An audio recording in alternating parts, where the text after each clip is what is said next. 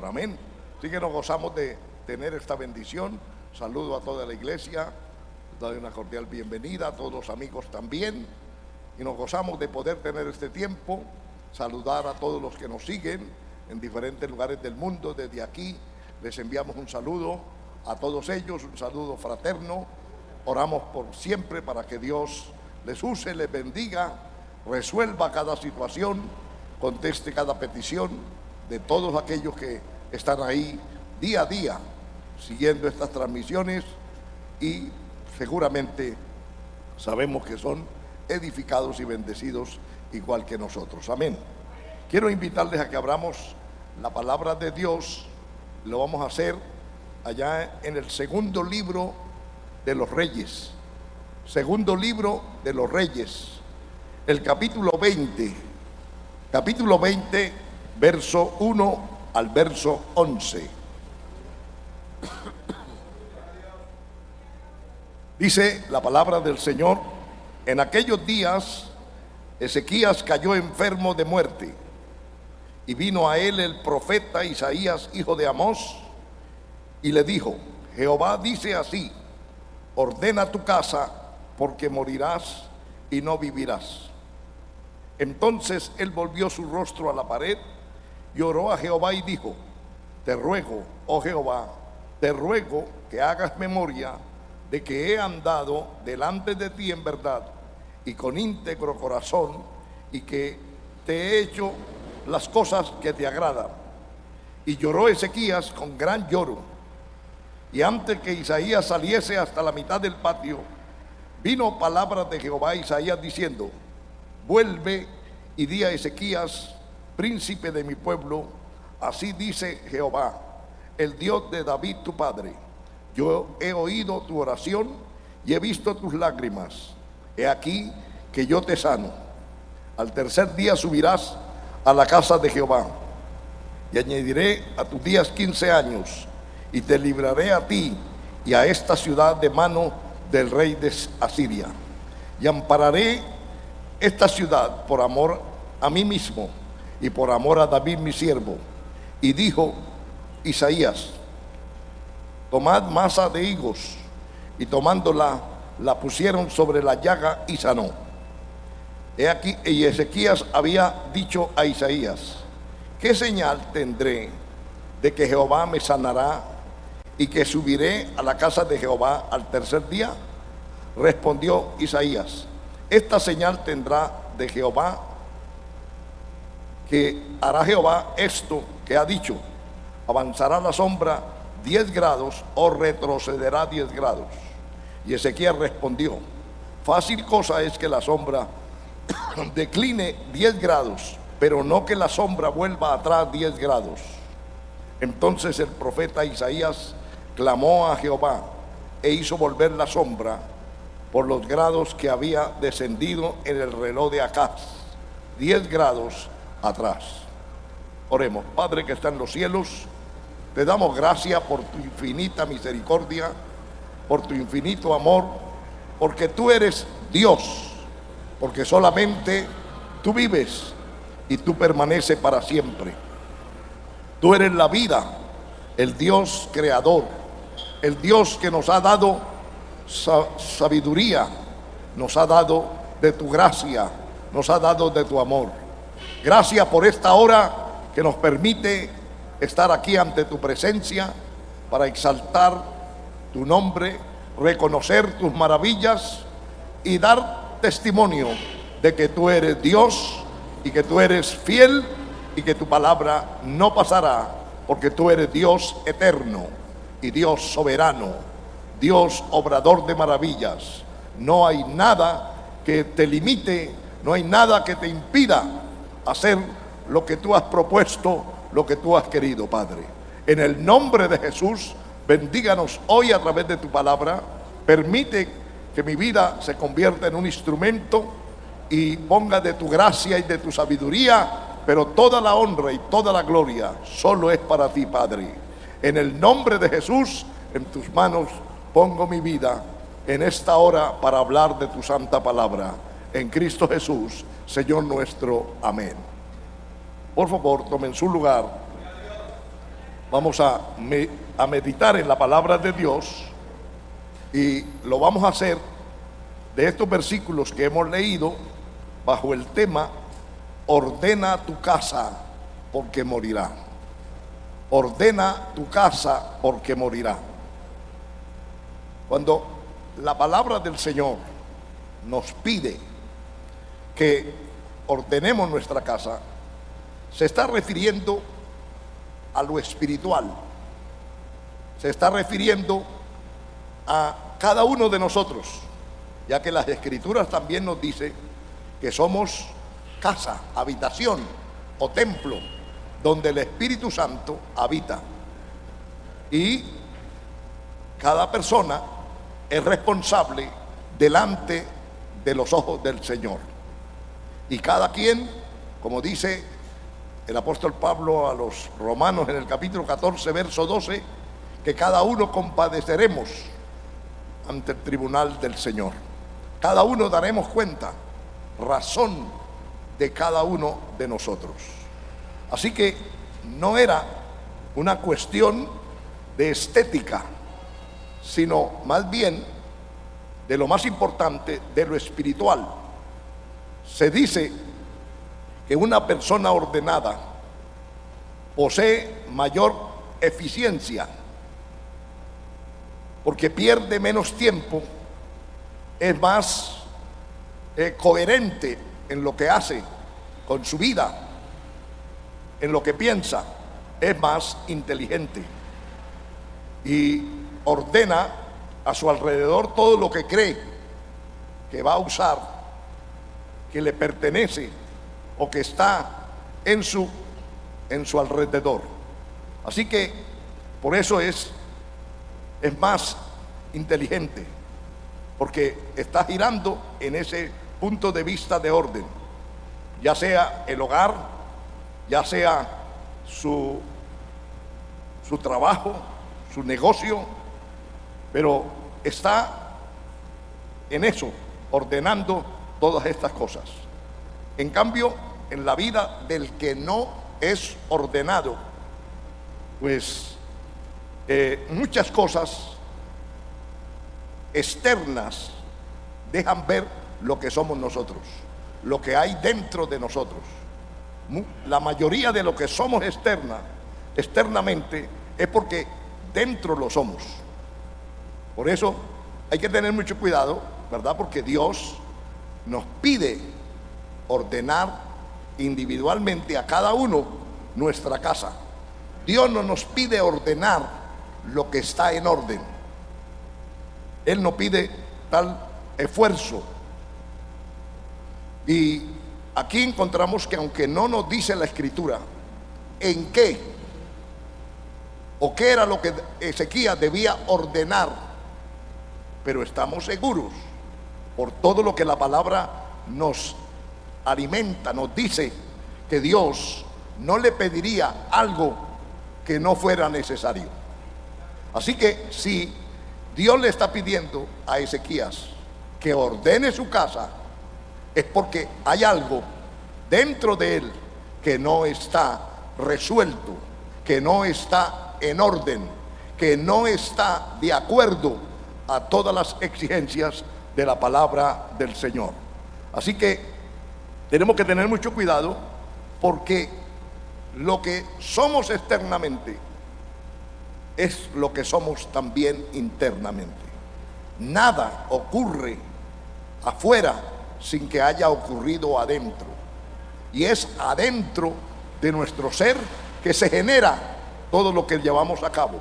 La Biblia dice que de allí salen los pensamientos, el mal proceder o el buen proceder, que de allí sale todo.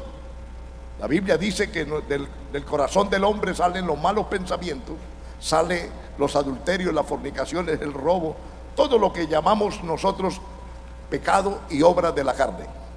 Entonces sale de lo que hay dentro del ser interior, o sea, del corazón de cada ser humano. Gloria al Señor para siempre. Así que nosotros tenemos que examinarnos. En el caso de Ezequías, no era poner en orden los muebles, la ropa, ni siquiera repartir la herencia para sus hijos. Era algo más importante que esto, y era poner en orden su relación con Dios. Buscar de tal manera que pudiera estar preparado para el momento que ya no estaría aquí en la tierra, que tendría que partir. Se lo hace saber el Señor y le dice: ordena tu casa porque morirás. Eso es lo que le está diciendo, va a morir. ¿Y cómo estamos para ese momento? Gloria al Señor. Así que se trata de algo más importante, que es nuestra relación con Dios, que es lo más importante, como el Señor se lo dijera a Marta en el capítulo 10 del Evangelio según San Lucas, versos 40 y siguientes. Le dice: Marta, afanada y turbada estás con tantas cosas, pero solo una cosa es importante en la vida, y María la ha escogido. ¿Verdad? Mateo 6:33 dice: buscad primeramente el reino de Dios y su justicia, y las demás cosas os serán añadidas. Gloria a Cristo Jesús, amén. Así que tenemos que mirar nuestro interior, y lo tenemos que hacer frente a la siguiente pregunta, porque a veces ignoramos ese instante y debemos pensar seriamente en nuestro ser, en que tenemos que morir, en que no estaremos para siempre, en que tarde o temprano, sea por una enfermedad o por otras razones, tenemos que partir de esta tierra. El mundo, en lo secular, en la vida humana normal, dice que el hombre crece, ¿verdad? Nace, crece y se reproduce y muere. Pero en el mundo en que estamos, está muriendo mucha gente que no alcanza ni siquiera a crecer, otros a reproducirse, y se están muriendo, están partiendo. O sea que la vida no depende de los pocos o de los muchos años que vivamos, y que la muerte no viene para el que está avanzado de edad simplemente, sino que puede llegar para el niño, para el preadolescente, adolescente, al joven, al adulto que está en su plenitud, pero también a los que ya van en una etapa de madurez. Todo esto nos habla de este principio que la Biblia dice que está establecido, Hebreos 9:27, que está establecido para los hombres que mueran una sola vez, y después el juicio. Todas estas cosas nos deben llevar a nosotros a mirar, y en base a lo que dice, por ejemplo, la Biblia, leamos y tenga en cuenta lo que vamos a leer para lo que vamos a seguir viendo en las Sagradas Escrituras. Primera de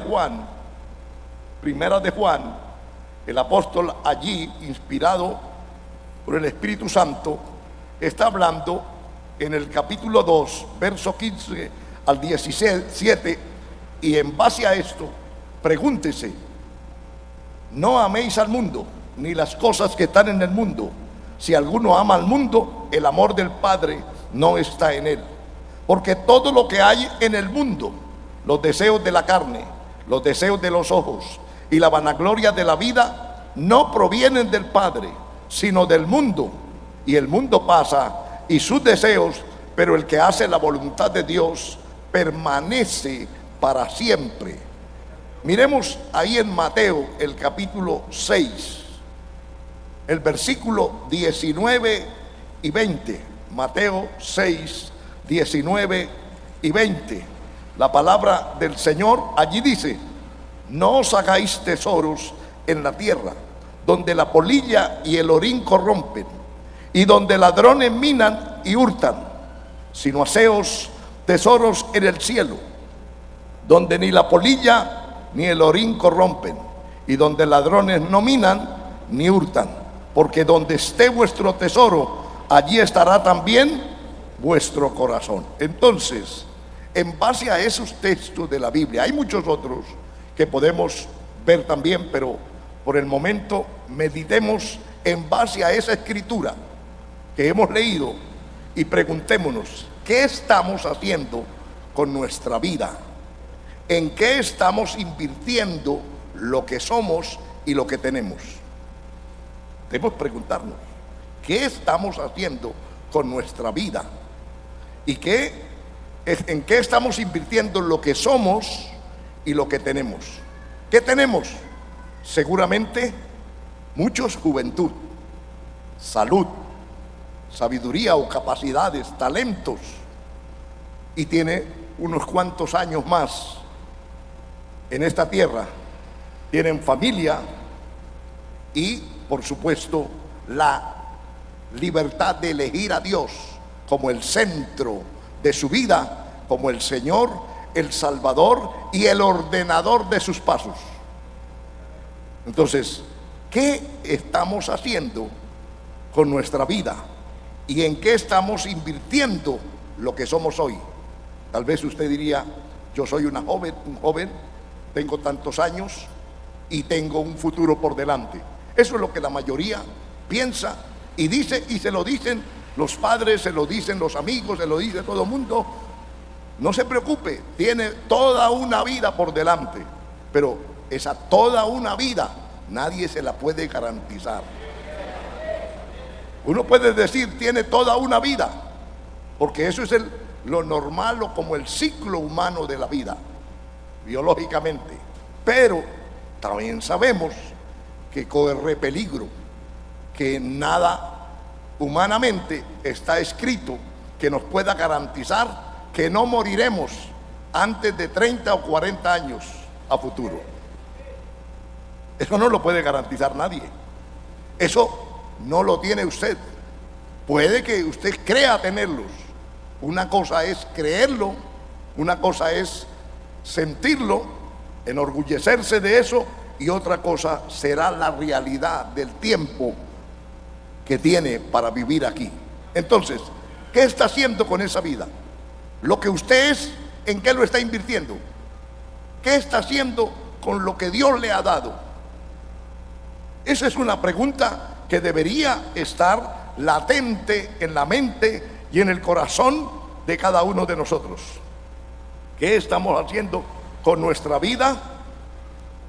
¿Cómo la estamos invirtiendo? ¿Qué tengo que ordenar o arreglar en mi vida? ¿Qué asuntos tengo pendientes para solucionar?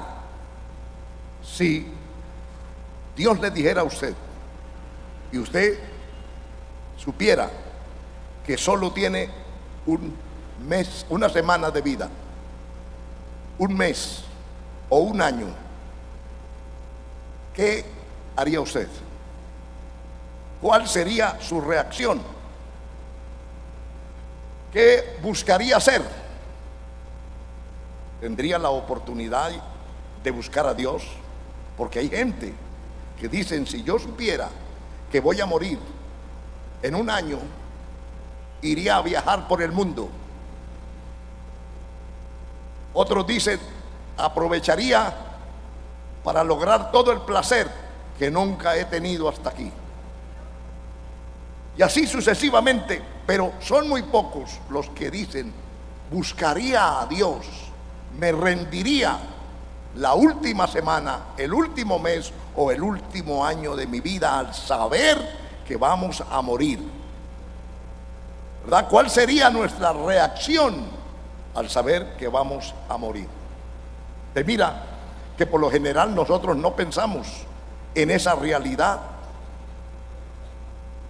¿verdad? Es lo que menos pensamos, que estamos viviendo seguramente horas extras y que tal vez nos acostemos y ya no volvamos a despertar, o que salgamos de aquí y no logremos llegar a nuestra casa, o estando en la casa algo pueda ocurrir allí. Es que nadie está seguro, ni en su propia casa, ni siquiera en su propia cama. Algunos se preocupan por morir y dicen: uy, que mi muerte no me tome fuera de mi casa, ojalá sea en la cama, dicen algunos. Otros dicen que no sea violenta. Otros: prefiero violentamente y no a través de una enfermedad. Sea como sea, así se ha acostado, se va a morir, es la muerte. Y entonces, ¿qué hay de diferencia estar acostado o estar de pie? ¿Qué es la diferencia en otra forma que no sea una enfermedad? Es la muerte, ¿verdad? Es la muerte.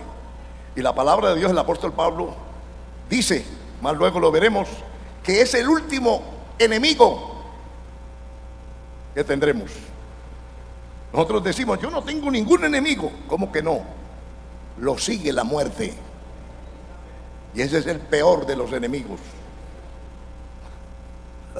Amén, porque creemos que no, pero sí es. La muerte es un enemigo que nos persigue. Y que a veces pensamos que si nos movemos para otro lugar, ya la muerte no nos sigue. Pero es una equivocación humana.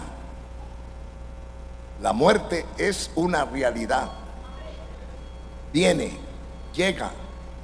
La Biblia lo ordena, lo dice, y nadie puede escapar a esa tremenda realidad. Eso es lo que la palabra del Señor nos dice constantemente sobre la necesidad de vivir en armonía con su palabra, de aprovechar el tiempo de su gracia. Y la gracia ha venido, el don inmerecido ha venido sobre nosotros. No merecíamos la gracia de Dios, merecíamos la muerte, pero Él nos dio su gracia, nos dio su amor, nos dio este regalo grande del perdón, de la salvación, de que Jesucristo muriera en nuestro lugar, siendo nosotros pecadores, estando en oscuridad, nos sacó a la luz, hizo que resplandeciera en nosotros el Evangelio. Y hoy estamos viendo esta realidad porque tenemos luz y sabemos para qué apareció el Hijo de Dios, que fue para deshacer y desbaratar las obras de las tinieblas, porque Dios es luz, Dios es maravilloso. Gloria a Cristo Jesús, amén. Así que, ¿qué haría usted? ¿Se esforzaría para ponerse en regla con Dios si supiera que tiene una semana, que tiene un mes o tiene un año? ¿Cuál sería su reacción, delante del Señor hoy, si se enterara hoy que lo que tiene son los días contados? ¿Cuál sería su reacción? ¿Buscaría a Dios por encima de cualquier cosa? ¿Dejaría las costumbres, los vicios, las amistades? ¿Cortaría hoy de lleno con esa amistad que le está perjudicando, que le está dañando su relación con Dios, que no le está dejando tener una verdadera vida espiritual? ¿Estaría dispuesto a rendirle a Dios su vida? ¿Aprovecharía más sabiamente el tiempo que tiene? La Biblia dice en Romanos 12, 18. Mire lo que dice allí en Romanos 12, 18. Está diciéndonos allí en la palabra, gloria a Cristo Jesús. Romanos 12, 18. Si es posible, en cuanto dependa de vosotros, está en paz con todos los hombres. Eso significa que si tuviésemos la conciencia de que podemos partir hoy, arreglaríamos cualquier situación que hubiera con nuestro prójimo, o hubiera con nuestro hermano o con nuestra familiar. ¿Cuánta gente conviven en la misma casa? Están bajo el mismo techo, pero no tienen comunión. Y lo más gracioso de eso, porque parece gracioso, como si no se pensara, a veces vienen al mismo templo y aunque fueran a otro, conocen dizque la palabra y aman según ellos a Dios y están listos para irse con Él, pero no habla a su hermana, a su hermano, a su tío, a su papá, a su hija, a su hijo, etcétera, etcétera. Mire usted cómo nos juega la religiosidad en contra. Hacernos creer que yo estoy preparado aunque no tenga comunión con mi hogar, con mi familia. Y aún viniendo al mismo templo, no pueda yo tener, ¿verdad?, comunión con el hermano. Entonces, cuidado con dormir de ese lado, porque puede ser bastante peligroso. Porque el día y la hora de verdad que no la sabemos. Y entonces necesitamos estar preparados. También la palabra del Señor en Filipenses, el capítulo 2 de Filipenses, el verso 12, dice cómo debe estar el creyente que está consciente de que sirve a Dios en primer lugar, que depende de Dios y que su vida está en las manos de Él y que en cualquier momento debe partir. La Biblia dice: por tanto, amados míos, dice el apóstol, no como siempre habéis obedecido, o sea, siempre habéis obedecido, no como en mi presencia solamente, sino mucho más ahora en mi ausencia. Ocupaos en vuestra salvación con temor y temblor. Y esto también es importante y lo podemos aplicar desde este punto de vista. Aquí el apóstol está diciendo: ustedes hasta ahora que yo he estado con ustedes se han portado en mi conocimiento bien, y todo veo que están obedeciendo, son obedientes, son hijos obedientes.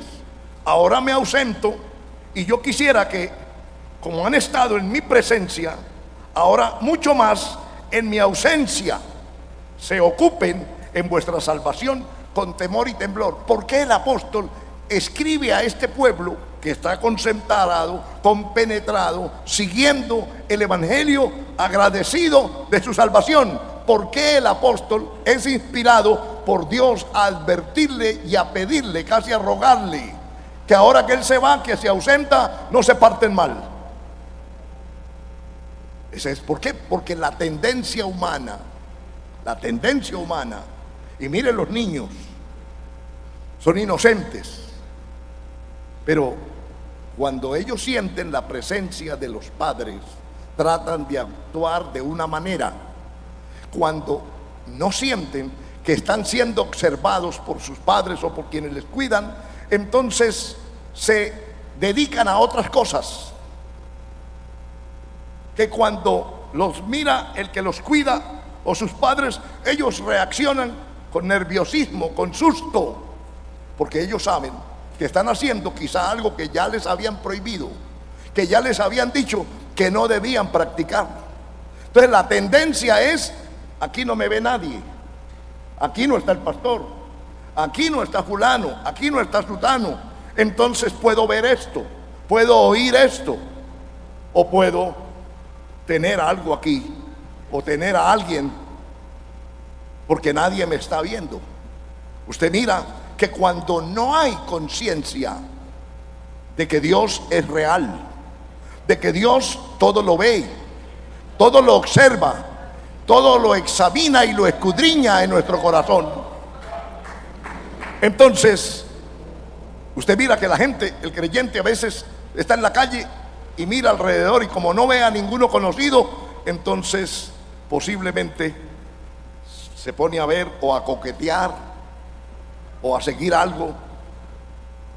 ¿Cierto que sí? Así, cositas leves, aparentemente leves, porque nadie lo está viendo, porque él dice: nadie me conoce, nadie me ve. Y se olvida de lo más importante, de que Dios le ve y que es posible que ese día tenga que dar cuenta a Dios, porque él cree que está en la calle, que está en tal parte, que está en su casa, que está seguro, que nadie le va a ver. Entonces puede oír o ver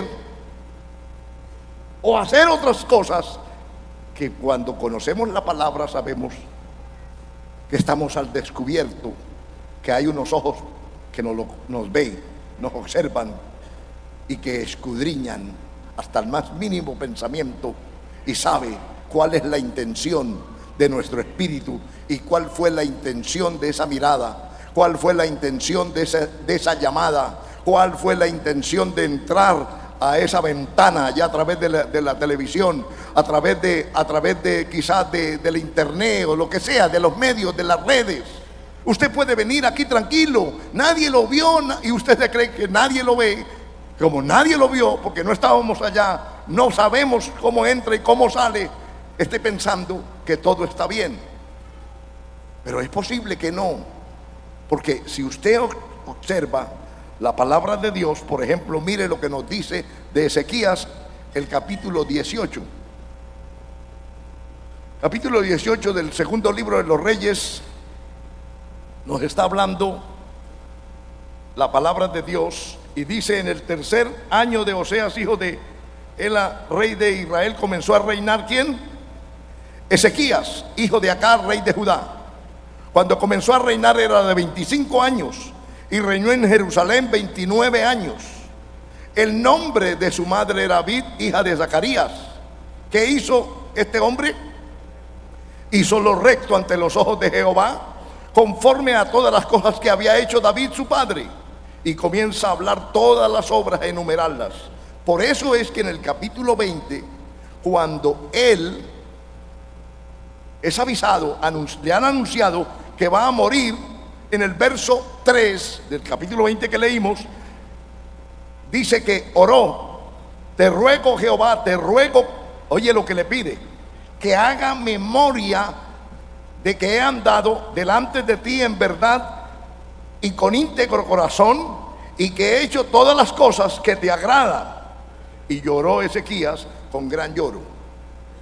Mire usted, este hombre, medite en esto, y quiero llevarlo ahí para que usted se dé cuenta que Dios le pide a un hombre, no cualquiera, a un hombre que caminaba en integridad, que había hecho lo recto, que se había esforzado por agradar a Dios y por hacer todo lo que a Dios le agradaba. Era un hombre que había obedecido, y el Señor no le dice que no, y el Señor le otorgó la oración. Pero antes de responderle a Ezequías a esta oración, él le dice: ordena tu casa porque morirás.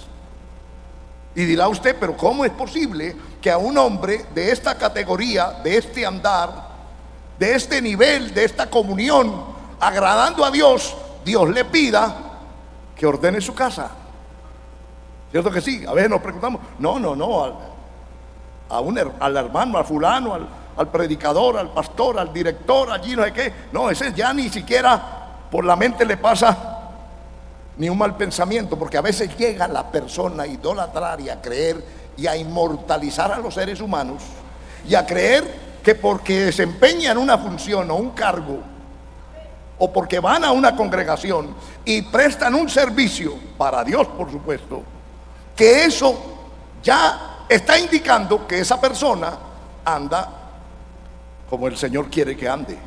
Pero el Señor, que escudriña los secretos, que escudriña los pensamientos y conoce lo interno del corazón, se da cuenta que a pesar de todas aquellas cosas externas, como era quitar los lugares altos donde se sacrificaba a los ídolos, los había derribado, había puesto en orden las cosas de Dios en la casa, había hecho todo lo que estaba a la vista humana y aún de los ojos de Dios bien.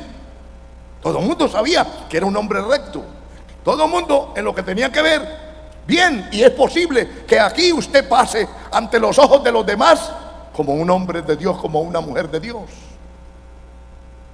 Y cuando alguien muere, usted ve que van al entierro la familia, y a veces muchos llamados obreros de Dios, pastores de Dios, y hablan de las maravillas de ese difunto. ¿Cierto que sí? Perfecto. Fue un hombre íntegro, un hombre fiel, una persona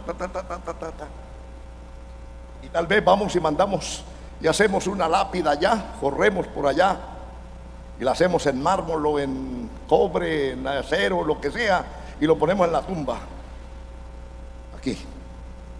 Aquí yacen los restos de fulano de tal. Y en esas misiones que endiosan a los hombres, al reverendo fulano de tal, que sirvió a Dios por tantos años con tanta fidelidad, y que el Señor dijo: yo soy la resurrección y la vida, y aunque esté muerto vivirá, y todo, le pueden meter todo lo que quieran. ¿Qué dirá el Señor?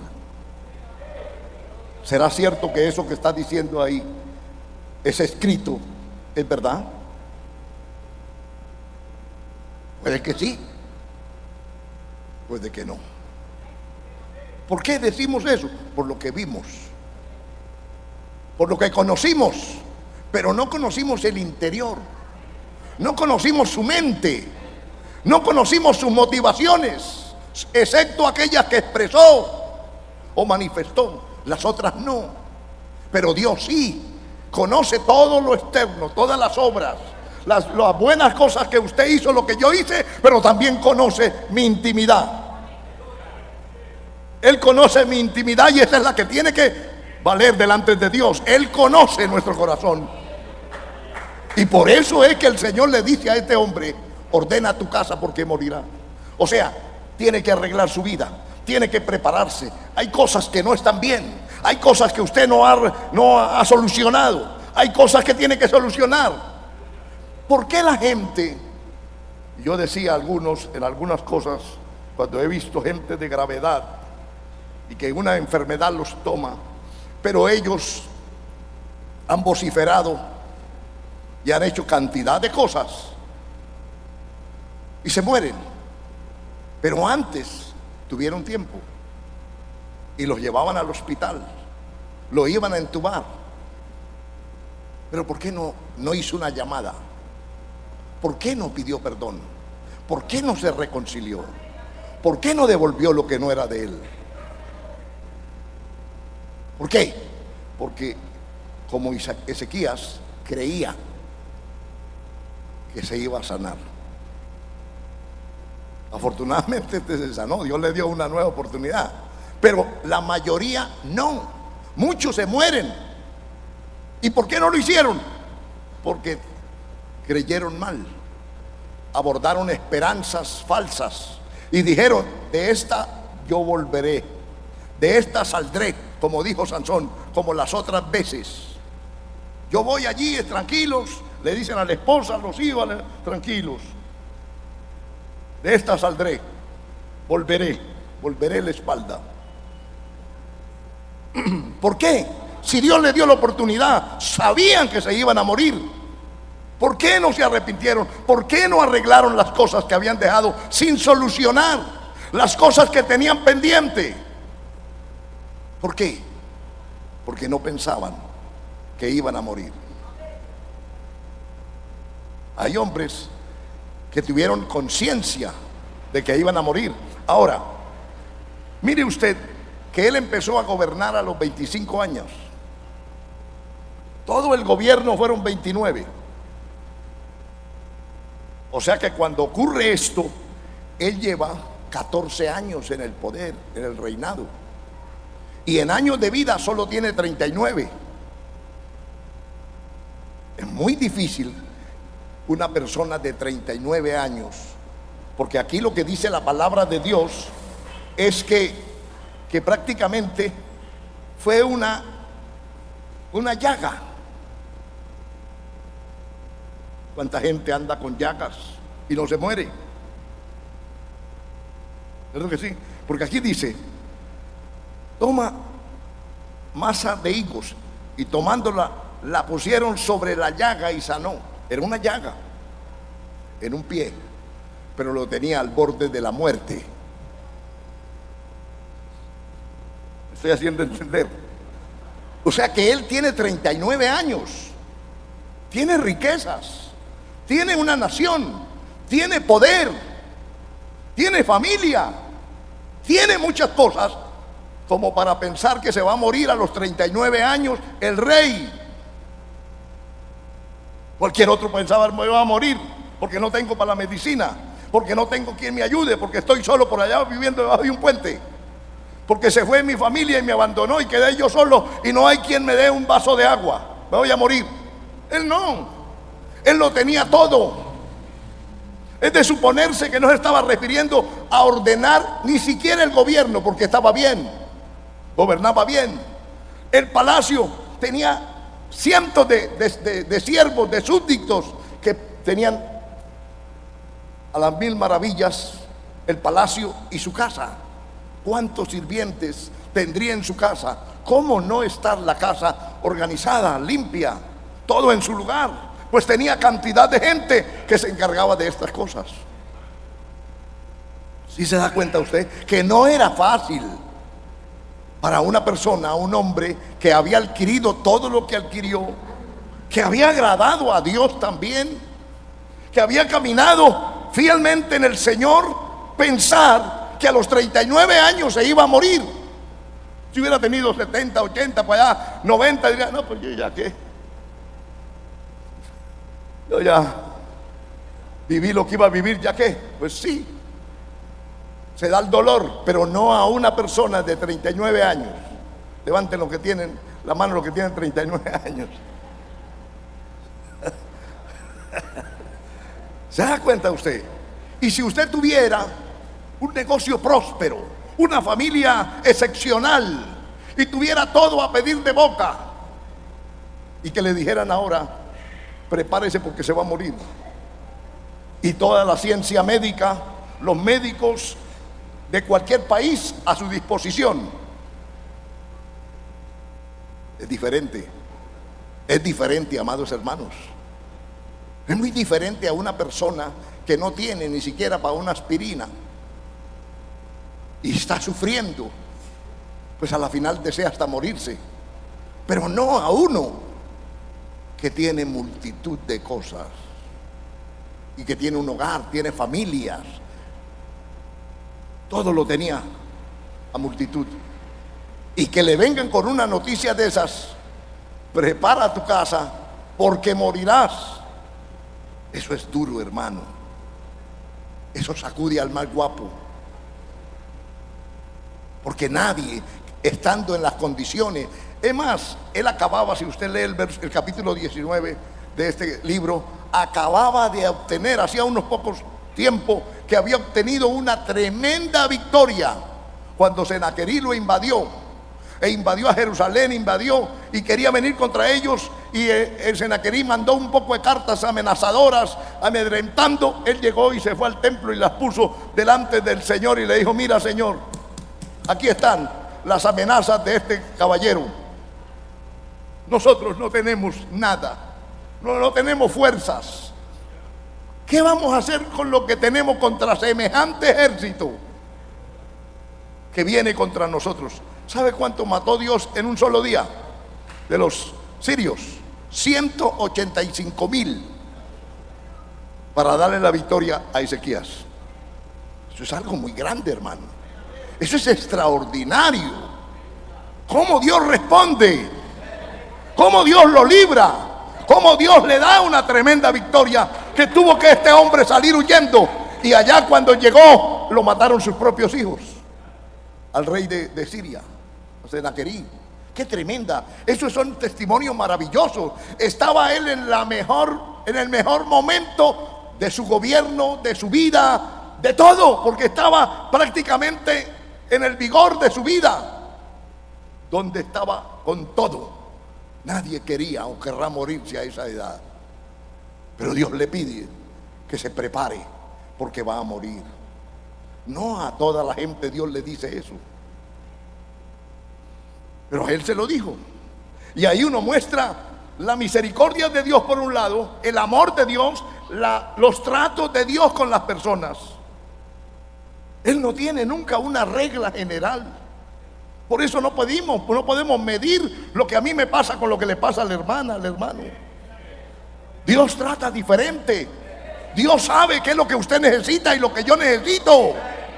Dios conoce lo que hay en su corazón y en mi corazón, y está permitiendo situaciones para ver si usted la enmienda, a ver si se ordena y sigue el camino del Señor.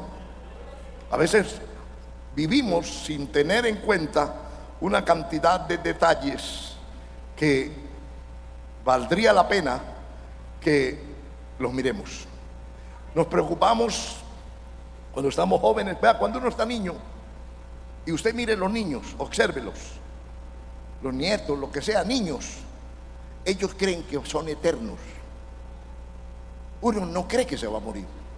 Uno viene después de algunos años, 7, 8, 10 años, a entender, tal vez cuando se le muere a alguien muy cercano, y entonces la ve a la mamá, al papá y a otro llorando, y le dice: ¿qué pasó? Se murió el abuelo, se murió la abuela, se murió fulano, el vecino ya no está, se murió. Ahí empieza el muchacho. Por eso es que no le da duro al niño, porque él no es capaz de entender el asunto de la muerte. Él no lo sabe asociar, no sabe discernir. Él cree que uno no nace y no se va a morir. Y con el paso de los años, al ver a otros, al sentir la enfermedad, al verse débil, uno entiende que de verdad somos materia, somos barro, somos débiles, somos mortales, y que estamos de paso aquí. Amén. Y más cuando venimos al Señor y estamos prácticamente todo el tiempo hablando de la vida y de la muerte, porque dentro del Evangelio se habla de la vida y se habla de la muerte, y nos insta la palabra a vivir como hijos de Dios, hijos de día, hijos de la luz y no hijos de las tinieblas. Pablo le dice a los tesalonicenses: pues no estamos en la noche, sino en el día. Por tanto, no durmamos como los demás, porque los que duermen de noche duermen. Pero nosotros no estamos en la noche del pecado, en la noche de la muerte espiritual. Estamos en el día de la gracia, en el día de la misericordia, en el día oportuno para prepararnos, para vigilarnos, para mirar nuestro corazón y para estar listos para cuando el Señor en su misericordia se digne llamarnos. Entonces estemos dispuestos y podamos decir: heme aquí. Esa será la esperanza bienaventurada del creyente. Es. Por eso cuando uno se da cuenta que alguien partió, pero que todo lo que hizo, aún tuvo la oportunidad en su cama, aunque sufrió, pero luchó y hablaba de Dios y de la esperanza, se puso a cuentas con Dios, se preparó. Mucha gente llamó enemigos, les pidió perdón, le pidió perdón a la familia que hacía tiempo que no le hablaba. En fin, perdóneme, fue una insensatez haber actuado como actué, perdóneme tal cosa, en fin, lo que sea. Se pone a cuenta. ¿Por qué? Porque sabe que va a morir.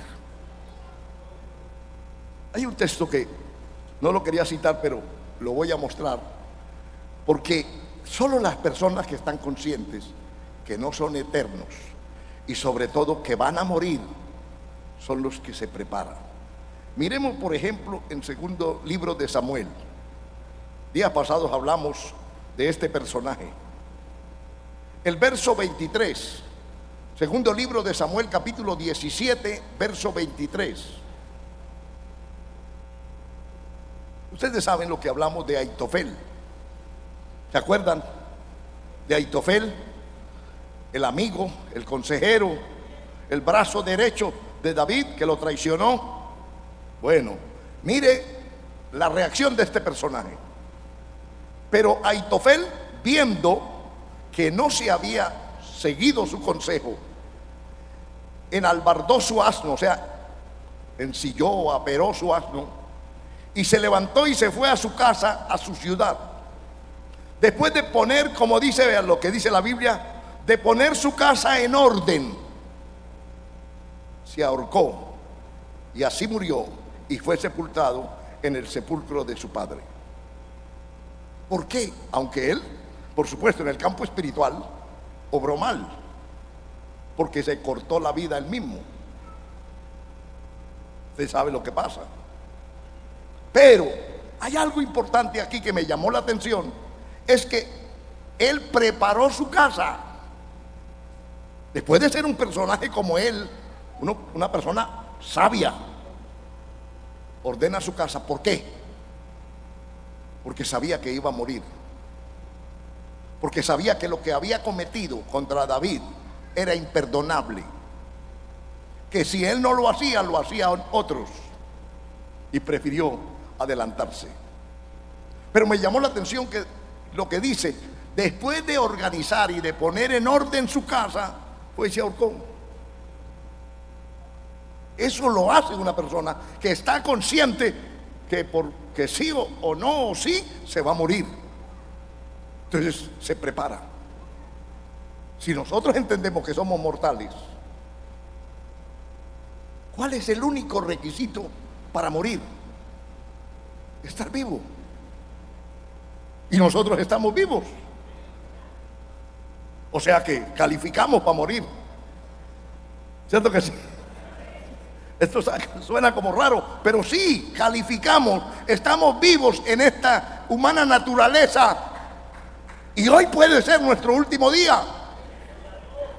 O puede ser en unos meses o un año. Yo que sé lo que Dios tenga planeado y preparado o haya preparado de antemano contra su vida o mi vida a favor. Entonces, mire usted que el Señor no se lo quería llevar porque Ezequías era malo. Porque a veces creemos que los que se deben morir son los malos. Pero ante Dios la Biblia dice que de gran estima es ante los ojos de Jehová la muerte de sus santos. Es lo contrario, Él piensa diferente a nosotros. Nosotros creemos el que debe morir es aquel malo. Este debía vivir aquí más, porque es un buen hombre, una buena mujer, un buen padre. Y comenzamos a hablar. En cambio aquel es un delincuente, un no sé qué, un sinvergüenza. Pero ese, mire, mala hierba no se muere. Decimos todas esas cosas, hermano, pero Dios mira distinto. ¿Qué es lo que Dios pide? Es que estemos preparados, es que hayamos ordenado nuestra vida, es que estemos en comunión con Él, es que vivamos para una eternidad, vivamos aquí para luego continuar la eternidad vivos. Gloria a Cristo Jesús. Entonces, todo esto nos deja ver, amado hermano, que tenemos que ser conscientes. A veces nos olvida que somos mortales, que somos barro, que somos frágiles. Miremos algunas partes de la Escritura. Volvamos de nuevo al Evangelio según San Mateo, en el capítulo 16. Estos versículos nos llevan a nosotros a que reaccionemos. Por ejemplo, el verso 26 dice: porque ¿qué aprovechará al hombre si ganare todo el mundo y perdiere su alma? ¿O qué recompensa dará el hombre por su alma? Eso es lo que la Biblia dice. ¿De qué le aprovecha? ¿De qué le sirve al hombre ganar el mundo entero si luego pierde su alma? Pero miremos, por ejemplo, lo que dice el libro de Eclesiastés, en el capítulo 6 de Eclesiastés. Vamos a darnos cuenta allí lo que la Escritura habla. Un hombre que es catalogado como uno de los más sabios. El verso 3 dice: aunque el hombre engendrare 100 hijos y viviere muchos años, y los días de su edad fueren numerosos, si su alma no se sació del bien y también careció de sepultura, dice Salomón, yo digo que un abortivo es mejor que él, porque este en vano viene y a las tinieblas va, y con tinieblas su nombre es cubierto. Además, no has visto el sol ni lo han conocido, más reposo tiene este que aquel, o sea, el abortivo. Y luego el verso 6 dice: porque si aquel viviere 1000 años 2 veces sin gustar del bien, no van todos al mismo lugar. O sea, nadie, humanamente nadie que diga la Escritura vivió más de 1000 años. Estuvieron cerca de los 1000 años, pero no pasaron los 1000 años, los más que han vivido. Pero aquí dice: ¿de qué le sirve al hombre si viviere 1000 años 2 veces? O sea, 2000. Pero su alma no disfrutó el bien. A la final va a terminar en el mismo lugar de uno que duró 20 años, de uno que murió después de 50 años. ¿Dónde va a terminar? Allá mismo. Amén. ¿Se da cuenta? Que no es la multitud de los años. No es la multitud de los años. es la calidad de vida que nosotros tenemos. Por ejemplo, Juan el Bautista fue un hombre que vivió pocos años, pero hizo un trabajo excelente. Hizo lo que Dios quería que hiciera y se lo llevó. Cristo, ¿cuánto tuvo aquí en la tierra? 33 años, pero cumplió la voluntad de Dios y el fruto hasta hoy sigue. Entonces no es la multitud de los años, es la calidad, es qué estamos haciendo con los años, con el tiempo que Dios nos socorrió, que Dios nos dio, que Dios puso a cada uno. ¿Qué estamos haciendo? Si usted muriera mañana, hermano,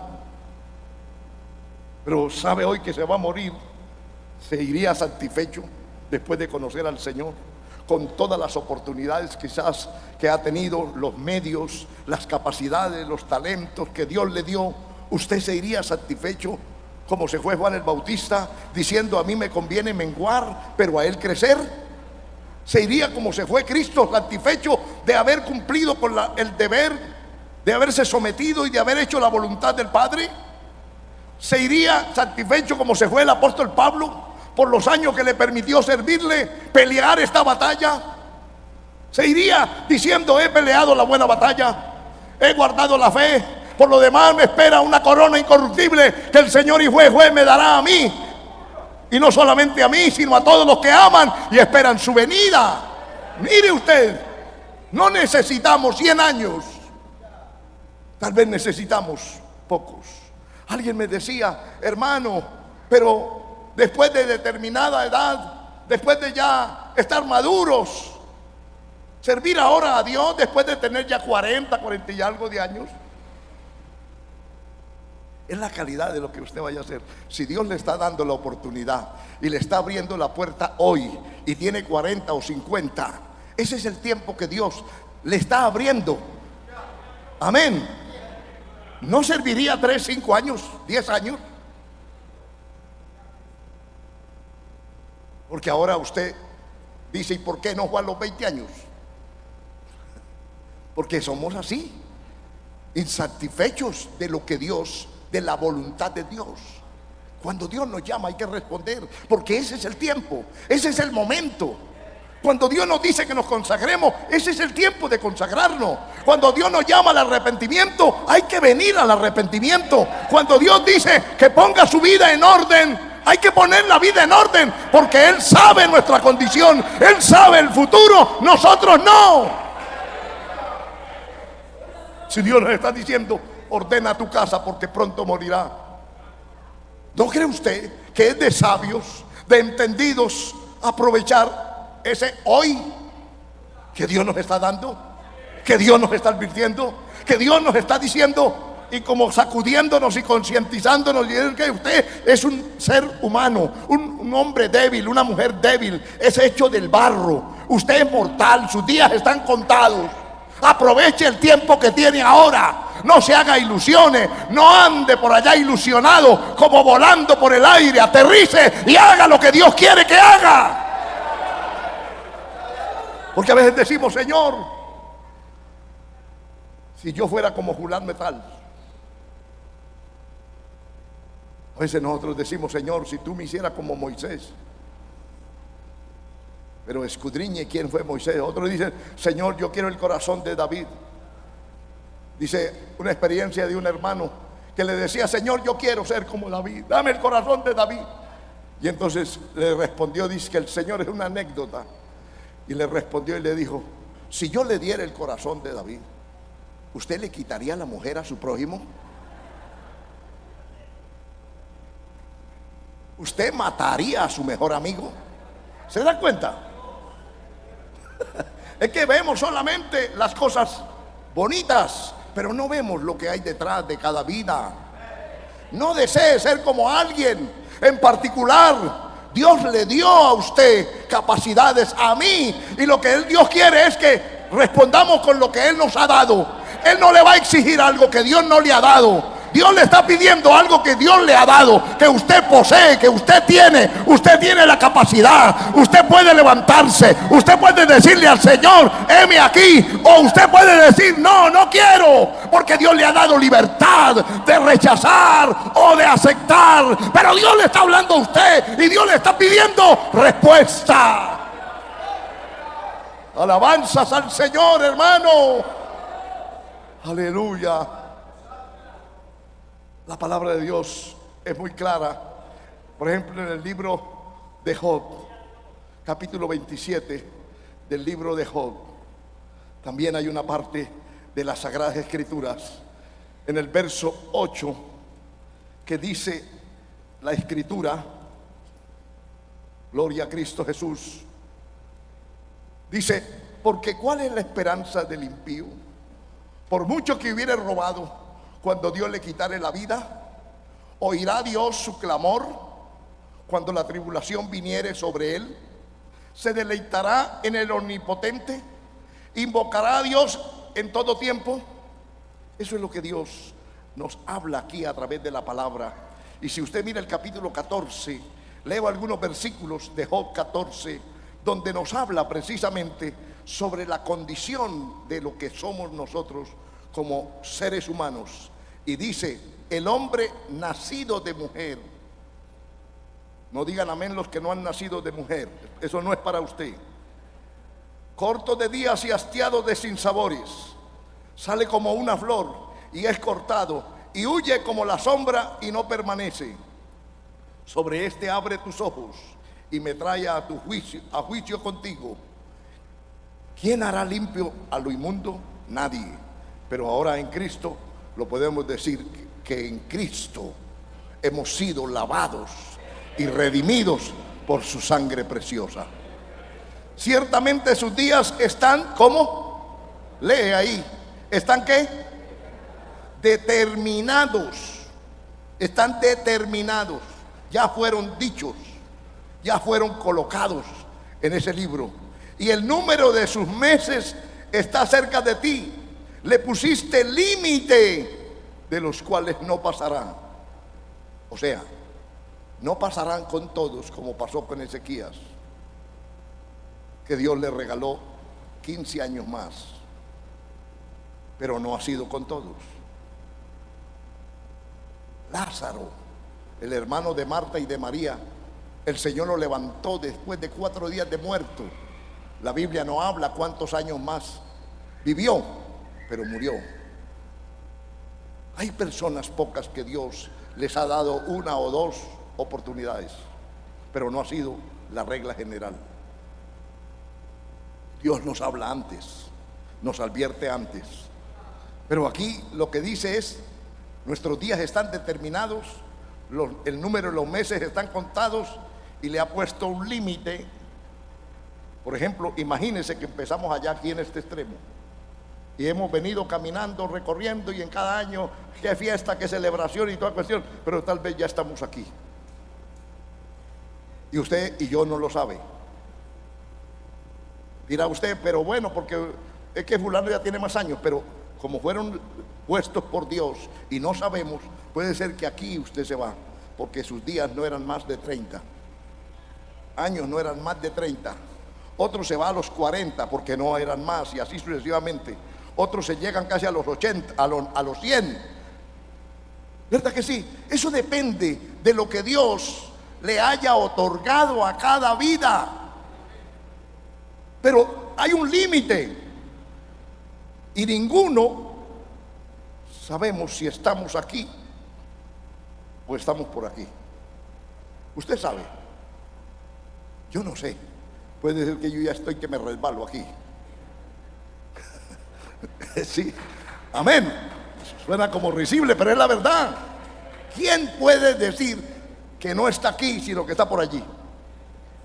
Humanamente decimos, la bebé, el niño, o yo que apenas voy a cumplir 25 años este año, y la otra que está celebrando la fiesta de los 15. Dirá, bueno, no tengo un futuro para toda la vida. Por eso que usted ve las quinceañeras que se ríen de la vida, las ponen y tal, y ellas se ríen de la vida.